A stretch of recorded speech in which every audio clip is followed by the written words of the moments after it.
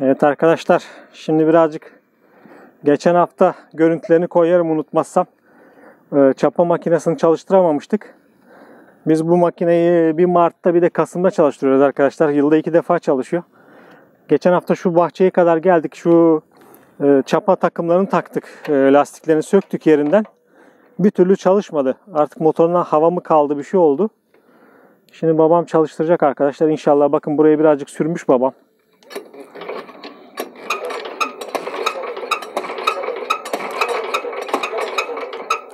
Bahçeyi süreceğiz arkadaşlar. Bu artık şimdi arkadaşlar bir kere alt üst edeceğiz. Şimdi bir defa alt üst edeceğiz.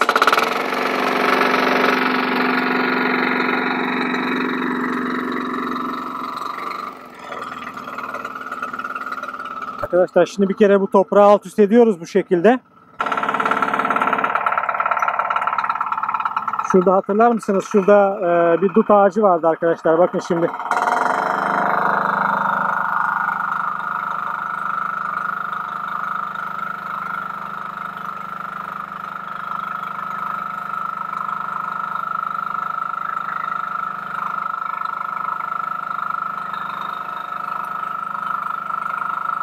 Baharda tekrar arkadaşlar çekilecek. Bir daha baharda tekrar geçecek babam. Ondan sonra yeni fidelerimizi toprakla buluşturacağız. Yeni aşamaları çekerim arkadaşlar. Yani burada iş hiç bitmiyor. Ama kışın tabii daha vasat işler var. Yazın çalıştığımız şeyleri kışın yiyoruz arkadaşlar.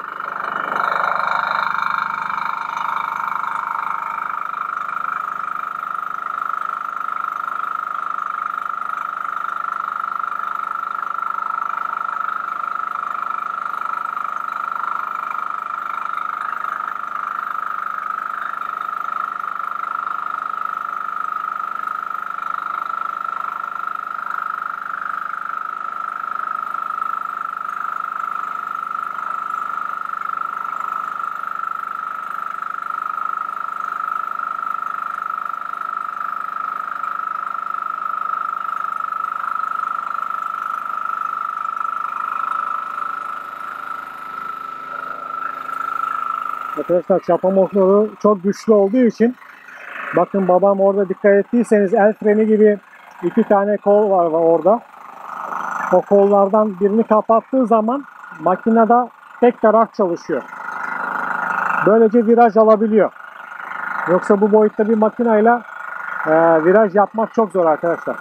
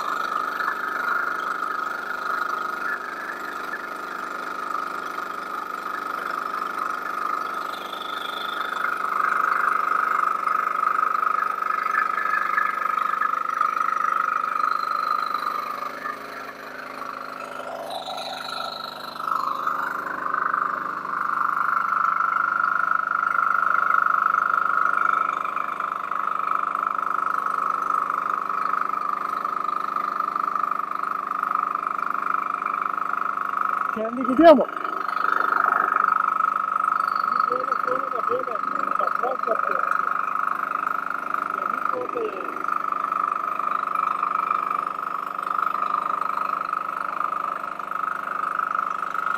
Arkadaşlar şimdi gördüğünüz gibi böyle bahçeye bu şekilde sürüyoruz.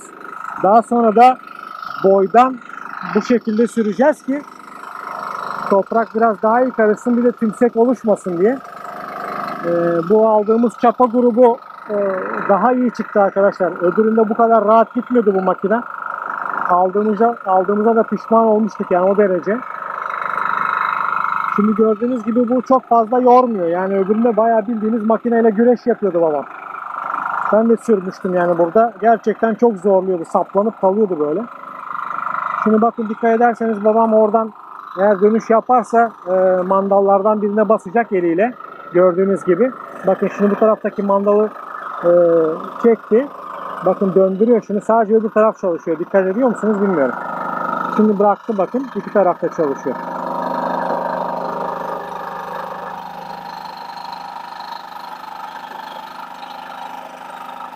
Ağacın etrafından dolaştı arkadaşlar. Arkadaşlar bütün bahçeyi çekmeyeceğim. Bu şekilde bütün bahçe sürülecek. Belki şimdi bu şekilde şey yaparız. Bu şekilde bitiririz. Ondan sonraki hafta da zıt istikametinde geçeriz.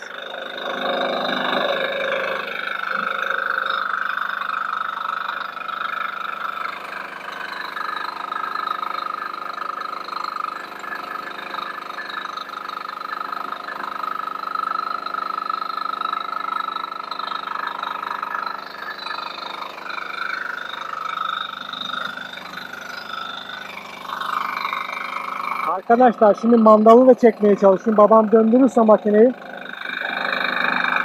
tek taraf çift taraf nasıl çalışıyor onu göstereceğim size.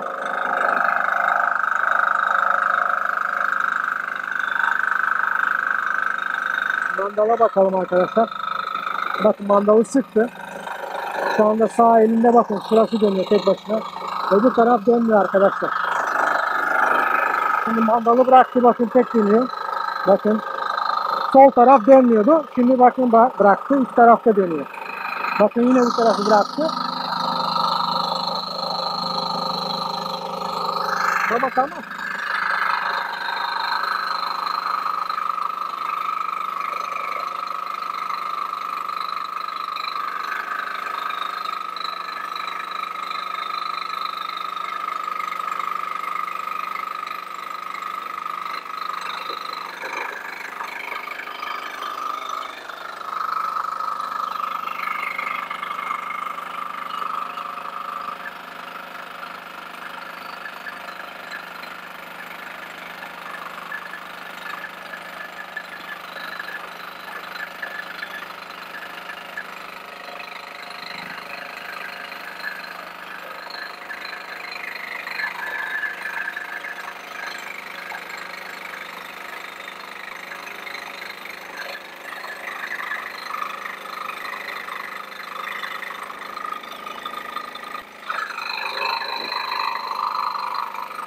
Arkadaşlar tekrar dönüşü çekmeye çalışacağım.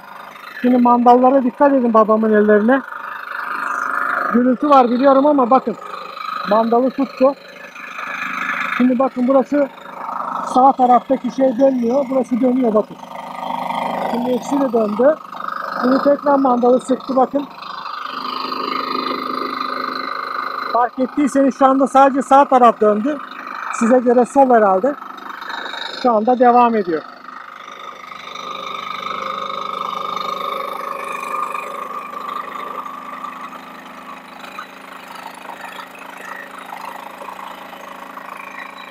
Bu daha yüksek viteste anladığım kadarıyla.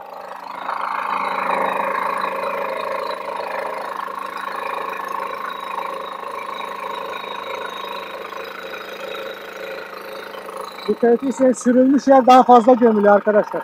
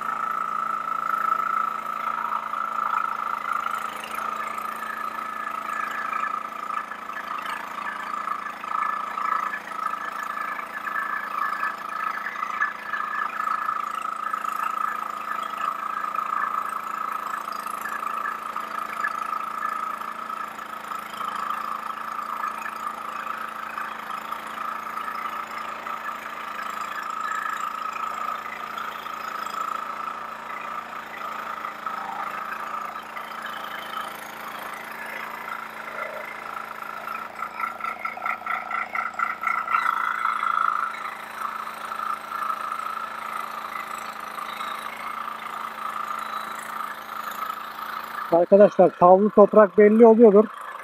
Ne kadar sürede yaptık. Şimdi net bir şey söyleyemeyeceğim ama makine bu şekilde çalışıyor işte. Yani bundan büyük kolaylığı var yani böyle bir çapa makinesinin. Ama bu kadar büyük bir makineye böyle bir dönüm bir tarla için bence gerek yok arkadaşlar. Bunların çok daha küçükleri var. Onlardan alarak böyle 1-2 dönüme kadar yeriniz varsa rahatlıkla kullanabilirsiniz. Biz bunu remork çekeriz diye böyle büyük aldık. Görüyorsunuz zaten çok güçlü bir makine. Ama bu kadarına gerek olmadığını söyleyebilirim. Yani insanı yoruyor gerçekten. Hani büyük olması iyi olduğu kadar da zararları da var. Evet arkadaşlar. Gördüğünüz gibi tavlı yerler belli arkadaşlar. Şu anda bak yine babam tur attırıyor.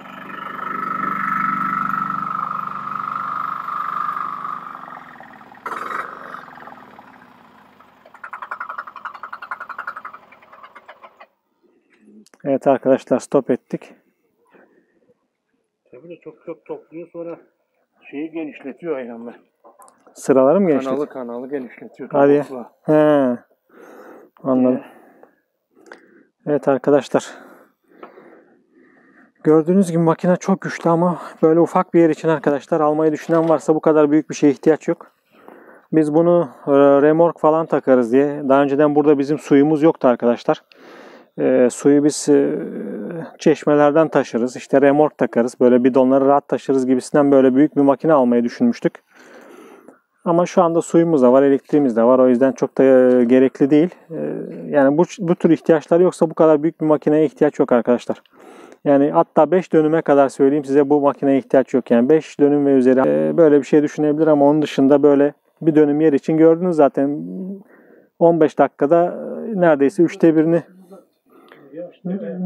3'te birini makine halletti arkadaşlar.